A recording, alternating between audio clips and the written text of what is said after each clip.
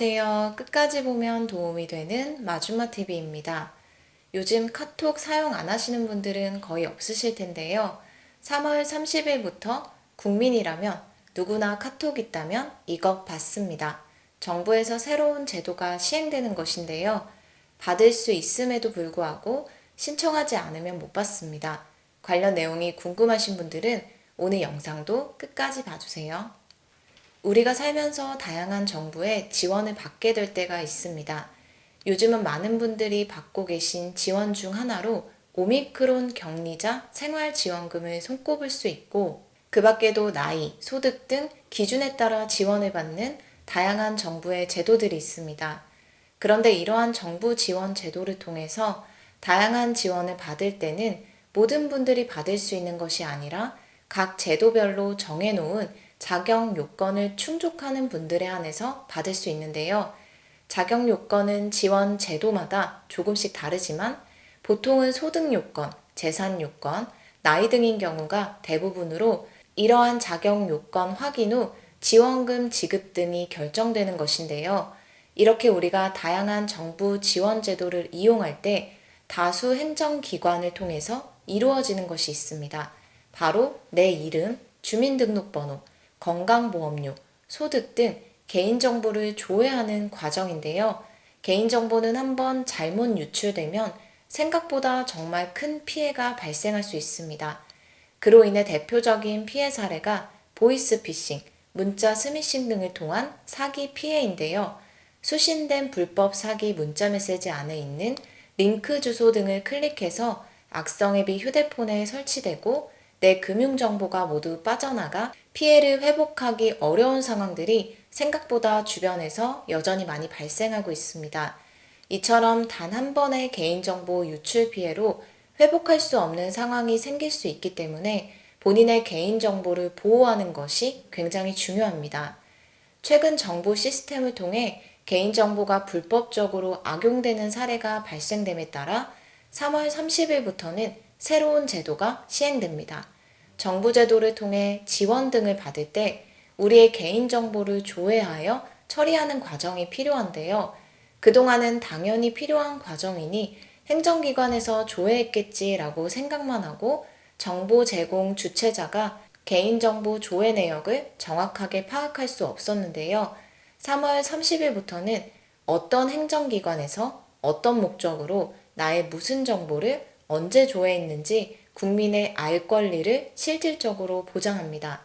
앞으로는 다수의 행정기관에 정보 시스템을 연계하여 각 행정기관이 보유하고 있는 행정정보를 공동으로 이용할 수 있게 해주는 행정정보 공동이용 과정 중 본인의 행정정보가 조회되는 즉시 민원 임명, 조회 기관, 조회 목적, 조회 정보, 조회 일시가 안내됩니다. 생활지원 자격심사, 시술비 지원 신청 등 주민등록번호, 이름 등 개인정보를 조회하여 처리해야 하는 760여 개의 민원 사무에 적용됩니다.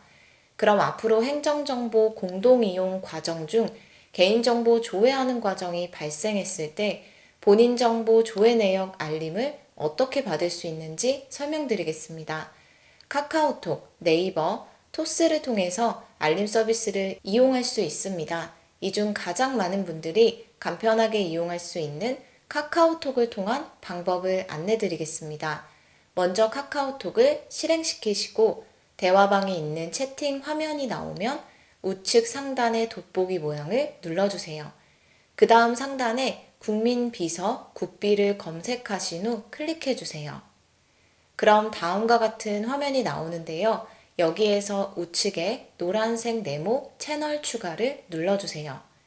다음과 같은 알림창이 나오면 채널 추가를 클릭해주세요. 그 다음 다시 카톡을 실행해서 대화창이 있는 화면을 보면 이렇게 국민비서 국비가 추가된 걸 확인할 수 있습니다. 클릭해서 대화창에 들어가 주세요. 그리고 하단에 알림 설정 정보를 눌러주세요. 그럼 내가 선택하고 싶은 알림 서비스를 선택해서 본인 정보, 조회 내역, 행정정보 공동 이용을 선택하고 그 외 본인이 알림을 받고 싶은 서비스를 신청한 후 하단의 적용을 누르시면 됩니다. 그리고 카톡의 국민비서 국비를 이미 가입해 놓으신 분들도 계실 텐데요. 그럴 경우에는 다음과 같이 설정하시면 됩니다. 카톡 대화 목록에서 국민비서 구피를 검색해서 실행한 후 하단에 종 모양 그려져 있는 알림 설정 정보를 클릭해 주세요. 그 다음 알림 서비스 확인하기를 눌러주세요. 그럼 화면에 다음과 같이 개인정보 취급 동의에 관련된 내용이 나오는데요. 쭉 읽어보신 후 동의하면 개인정보 취급 동의를 눌러주세요.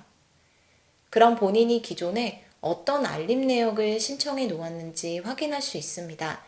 여기에 본인 정보 조회 내역이 있다면 변경하지 않으셔도 되고, 만약 저처럼 건강검진, 범칙금 및 과태료 납부 기한 등 다른 서비스만 신청해 놨다면 하단의 알림 서비스 설정 변경을 눌러주세요. 그럼 다음과 같이 옵션 선택란이 나옵니다. 여기서 알림 서비스 선택 글자 우측에 있는 화살표를 눌러주세요. 그럼 내가 신청할 수 있는 다양한 알림 서비스 목록이 나옵니다.